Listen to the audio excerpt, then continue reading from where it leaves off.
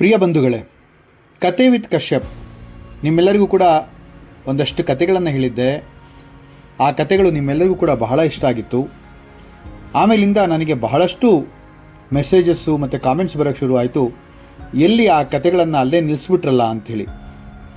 ಹಾಗಾಗಿ ನಿಮ್ಮೆಲ್ಲರ ಅಪೇಕ್ಷೆಯ ಮೇರೆಗೆ ಮತ್ತೊಂದು ಕತೆಯೊಂದಿಗೆ ಕತೆ ವಿತ್ ಕಶ್ಯಪ್. ಈ ಕತೆ ಪ್ರೇರಣಾತ್ಮಕ ಕತೆಯಾಗಿದೆ. ಈ ಕತೆ ಎಲ್ಲ ವರ್ಗದ ಜನರಿಗೆ ತುಂಬ ಇಷ್ಟ ಆಗುತ್ತೆ ಅಂತ ಭಾವಿಸಿದ್ದೇನೆ. ಒಂದು ಹಳ್ಳಿ. ಆ ಹಳ್ಳಿಯಲ್ಲಿ ರಾಘವ ಅನ್ನುವಂತಹ ಒಬ್ಬ ಯುವಕ. ಸುಮಾರು 20 ವರ್ಷ ಆತನಿಗೆ ವಯಸ್ಸು. ಮನೆಯ ಕಡೆ ಬಹಳ ತೊಂದರೆ ಇದ್ದರೂ ಕೂಡ ಮನಸ್ಸಿನಲ್ಲಿರುವಂತಹ ಆಸೆಗಳಿಗೆ ಯಾವುದೇ ಕುಂದುಕೊರತೆ ಇರಲಿಲ್ಲ. ಒಳ್ಳೆಯ ಸ್ವಭಾವದ ರಾಘವ ತನ್ನ ತಂದೆ ರೈತನಾಗಿದ್ದರೂ ಕೂಡ ಬಹಳ ಒಳ್ಳೆಯ ವ್ಯಕ್ತಿತ್ವ ಉಳ್ಳಂತಹ ಹುಡುಗನಾಗಿದ್ದರ ಕಾರಣ ಆತನ ಪರಿಸ್ಥಿತಿ ಅವನಿಗೆ ದೊಡ್ಡ ಕನಸನ್ನು ಕಾಣೋದಕ್ಕೆ ಎಂದೂ ಕೂಡ ಅಡ್ಡಿಯಾಗಿರಲಿಲ್ಲ. ತಂದೆ, ನಾನಾಗಲೇ ಹೇಳಿದಾಗೆ, ರೈತ. ಪ್ರತಿದಿನ ಬೆವರು ಸುರಿಸಿ ಹೊಲದಲ್ಲಿ ಕೆಲಸ ಮಾಡ್ತಾಯಿದ್ರು. ಆದರೆ ಫಲ ಕೆಲವೊಮ್ಮೆ ಮಾತ್ರ. ಮನೆ ಪರಿಸ್ಥಿತಿ ಬಹಳ ಸುಮಾರು. ಆದರೆ ರಾಘವನ ಒಂದು ಹೃದಯದಲ್ಲಿ ಯಾವುದೋ ಒಂದು ಚೈತನ್ಯದ ದೀಪ ಉರಿತಾನೇ ಇತ್ತು. ನಾನು ಏನಾದರೂ ಸಾಧಿಸಬೇಕು ಅನ್ನುವಂತಹ ಆ ಚೈತನ್ಯದ ದೀಪವನ್ನು ರಾಘವ ತನ್ನ ಹೃದಯದಲ್ಲಿ ಎಂದೂ ಆರೋದಕ್ಕೆ ಬಿಡಲಿಲ್ಲ. ಒಂದು ದಿನ ರಾಘವ ತನ್ನ ಹಳ್ಳಿಯ ಹೊರವಲಯದಲ್ಲಿರುವಂತಹ ದೊಡ್ಡ ಆಲದ ಮರದ ಕೆಳಗೆ ಬಂದು ಕೂತ್ಕೊಂಡ. ಆ ಮರಕ್ಕೆ ಒಂದು ವಿಶೇಷತೆ ಇತ್ತು. ಹಳ್ಳಿಗರೆಲ್ಲ ಹೇಳೋ ರೀತಿಯಲ್ಲಿ ಈ ಮರದ ಕೆಳಗೆ ಕೂತ್ಕೊಂಡು ಶುದ್ಧ ಮನಸ್ಸಿನಿಂದ ಏನಾದರೂ ಯೋಚನೆ ಮಾಡಿ ದಾರಿ ತನ್ನಷ್ಟಿಗೆ ತಾನೇ ಸಿಗುತ್ತೆ ಅಂಥೇಳಿ.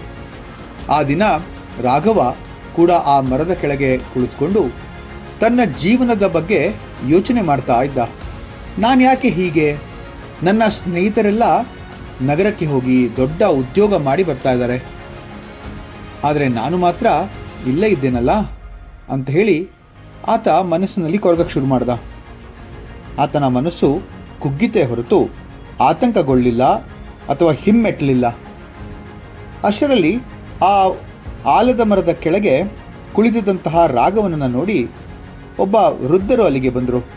ಅವರು ರಾಘವನ ಮುಖವನ್ನು ನೋಡಿದ ತಕ್ಷಣ ಕೇಳಿದ್ರು, ಮಗು, ಏನೋ ಭಾರವಾದ ಯೋಚನೆಯಲ್ಲಿ ಮುಳುಗಿದಂತಿದೆ.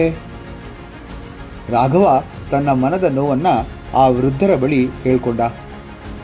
ನನಗೆ ದೊಡ್ಡ ದೊಡ್ಡ ಕನಸುಗಳಿದೆ ಅಜ್ಜ, ಆದರೆ ದಾರಿನೇ ಕಾಣ್ತಾ ಇಲ್ಲ.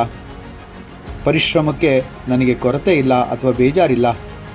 ಹೆಚ್ಚು ಪರಿಶ್ರಮ ಮಾಡಬಲ್ಲೆ, ಆದರೆ ದಾರಿ ಅನ್ನೋದೇ ಕಾಣ್ತಿಲ್ವಲ್ಲ ಅಂದಾಗ ವೃದ್ಧ ಬಹಳ ಮೃದುವಾಗಿ ನಕ್ಕರು. ಈ ಮರವನ್ನು ನೋಡ್ತಿದ್ದೀಯಾ ಮಗು ಅಂತ ಕೇಳಿದ್ರು. ಹೌದು ಅಂದ ರಾಘವ. ಈ ಮರ ಒಂದೇ ದಿನದಲ್ಲಿ ಬೆಳೆದಿಲ್ಲ ಮಗು. ಇದು ಕೂಡ ಒಂದು ಚಿಕ್ಕ ಬೀಜದಿಂದ ಬೆಳೆಯಲು ಆರಂಭವಾಗಿದೆ. ಆದರೆ ಬೀಜಕ್ಕೆ 2 ಆಯ್ಕೆಗಳಿತ್ತು. ಒಂದು, ನಾನು ಇಷ್ಟು ಚಿಕ್ಕದಾಗಿದ್ದೇನೆ ಅಂತ ಹೇಳಿ ನೆಲದಲ್ಲೇ ಅದು ಹೂತೋಗ್ಬೋದಾಗಿತ್ತು.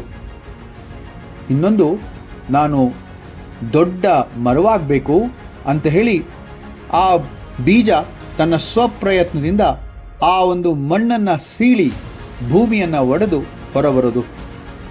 ರಾಘವ ಬಹಳ ಗಮನ ಕೊಟ್ಟು ಕೇಳ್ತಾ ಇದ್ದ. ಮಗು, ಜೀವನದಲ್ಲಿ ಪರಿಸ್ಥಿತಿಗಳು ಮುಖ್ಯ ಅಲ್ಲ, ನಿನ್ನ ನಿರ್ಧಾರ ಮುಖ್ಯ. ಈ ಮಾತುಗಳು ರಾಘವನ ಮನಸ್ಸಿನಲ್ಲಿ ಆಳವಾಗಿ ಬೇರೂರು ಬಿಟ್ವು. ಆ ದಿನದಿಂದ ರಾಘವ ಒಂದು ನಿರ್ಧಾರ ಮಾಡ್ದ.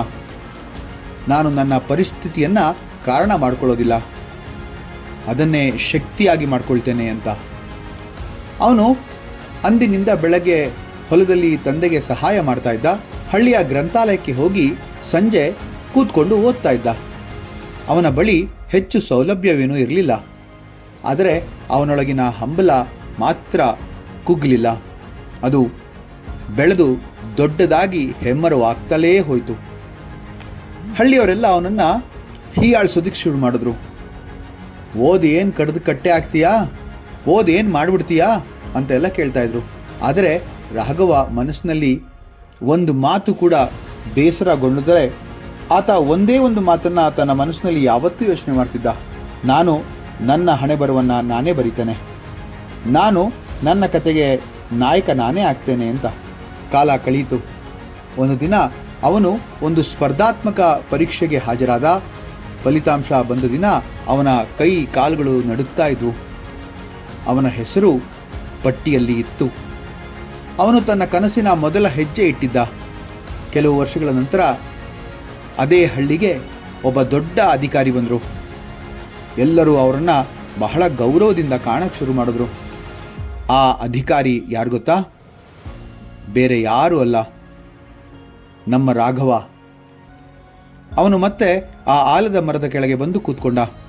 ಅಲ್ಲಿ ಒಬ್ಬ ಯುವಕ ಕೂತಿದ್ದನ್ನು ನೋಡಿ ಮುಗುಳ್ನಕ್ಕ. ಏನೋ ಯೋಚನೆ ಮಾಡ್ತಿದ್ದೀಯಲ್ಲಪ್ಪ ಅಂತ ಕೇಳ್ದ. ಆ ಯುವಕ ತಲೆ ಆಡಿಸ್ದ. ರಾಘವ ಹೇಳ್ದ, ಈ ಮರದ ಕತೆ ಗೊತ್ತಾ? ಅದೇ ಕಥೆಯನ್ನು ಮತ್ತೆ ರಾಘವ ಆ ಯುವಕನಿಗೂ ಹೇಳಿ ಪ್ರೇರೇಪಣೆಯನ್ನು ಕೊಟ್ಟ. ತನ್ನ ಕಥೆಯನ್ನು ಆ ಒಂದು ವೃದ್ಧ ಹೇಳಿದಂತಹ ಬೀಜದ ಕಥೆಯೊಳಗೆ ತಾಳೆಯನ್ನು ಹಾಕಿಸಿ ಯುವಕನಿಗೆ ಪ್ರೇರಣಾದಾಯಕವಾಗಿ ಮಾರ್ಗದರ್ಶಿ ಕೂಡ ಆದ. ಈ ಒಂದು ಕಥೆಯಿಂದ ನಮಗೆ ತಿಳಿದು ಬರುವಂತಹ ಸಂದೇಶ ಏನಪ್ಪ ಅಂತಂದರೆ, ಜೀವನದಲ್ಲಿ ನಾವು ಎಲ್ಲಿಂದ ಬಂದಿದ್ದೇವೆ ಅನ್ನೋದು ಮುಖ್ಯ ಅಲ್ಲ, ನಾವು ಎಲ್ಲಿಗೆ ಹೋಗಬೇಕು ಎಂದು ನಿರ್ಧಾರ ಮಾಡ್ತೀವಲ್ಲ ಅದೇ ಮುಖ್ಯ. ಪರಿಸ್ಥಿತಿ ನಮ್ಮನ್ನು ತಡಿಬಹುದು, ಪರಿಸ್ಥಿತಿ ಎಲ್ಲ ಸಮಯದಲ್ಲೂ ಅನುಕೂಲಕರವಾಗೇ ಇರಲ್ಲ. ಅದನ್ನು ನಾವು ನಮ್ಮ ಅನುಕೂಲಕ್ಕೆ ತಕ್ಕನಾಗೆ ಬದಲಾಯಿಸ್ಕೊಳ್ಳೋದನ್ನು ಕಲಿಬೇಕು. ಈ ಒಂದು ಪರಿಸ್ಥಿತಿಯ ವಿಷಮತೆ ನಮ್ಮನ್ನು ಯಾವತ್ತೂ ಕೂಡ ತಡಿಬಾರ್ದು, ಕುಗ್ಗಿಸಬಾರ್ದು. ಅದು ನಮ್ಮನ್ನು ಬೆಳೆಸೋದಕ್ಕೆ ಒಂದು ದಾರಿಯ ದೀಪವಾಗಬೇಕೇ ಹೊರತು ನಮ್ಮನ್ನು ಅಂಧಕಾರದಲ್ಲಿ ದೂಡುವಂತಹ ಕತ್ತಲೆ ಆಗಬಾರ್ದು. ಬೀಜವಾಗಿರೋದು ನಮ್ಮ ಕೈಯಲ್ಲಿಲ್ಲ, ಮರವಾಗೋದು ನಮ್ಮ ನಿರ್ಧಾರದಲ್ಲಿದೆ. ಈ ಒಂದು ಕತೆ ನಿಮ್ಮೆಲ್ಲರಿಗೂ ಕೂಡ ಪ್ರೇರಣೆಯ ಒಂದು ಸ್ರೋತವಾಗುತ್ತೆ ಅಂತ ಭಾವಿಸ್ತೇನೆ. ಇದೇ ತರಹದ ಇನ್ನಷ್ಟು ಕತೆಗಳೊಂದಿಗೆ ನಿಮ್ಮೊಂದಿಗೆ ಮತ್ತೆ ಭೇಟಿಯಾಗ್ತೇನೆ. ನಮಸ್ಕಾರ.